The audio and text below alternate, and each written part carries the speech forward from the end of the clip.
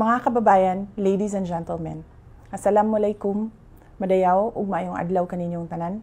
Magandang araw sa inyo lahat.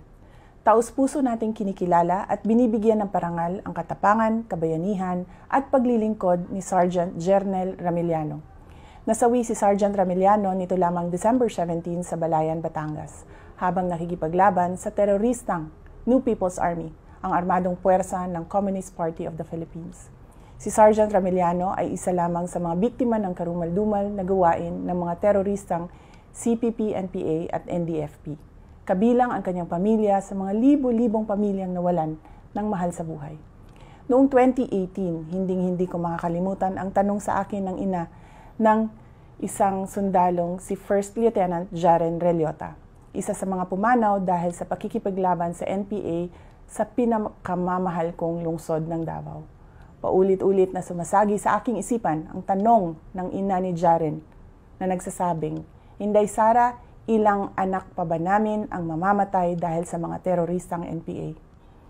Marami pang Sergeant Ramiliano at First Lieutenant Relota ang magbubuwis ng buhay kung ipagsasawalang bahala natin ang traidor, mapanlinlang at marahas na kalabang CPP, NPA at NDFP.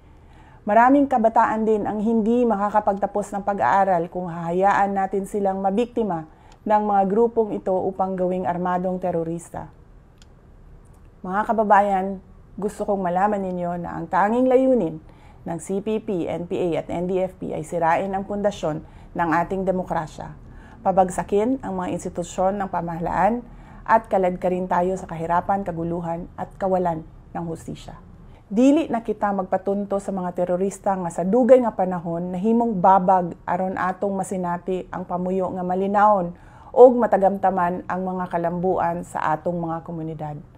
Para naman po sa mga magulang, asawa, anak at buong pamilya ni Sergeant Jernel Ramiliano, nakikidalamhati po ako sa inyo at saludo po ako sa serbisyong ipinamalas ni Jernel sa ating mahal na Pilipinas.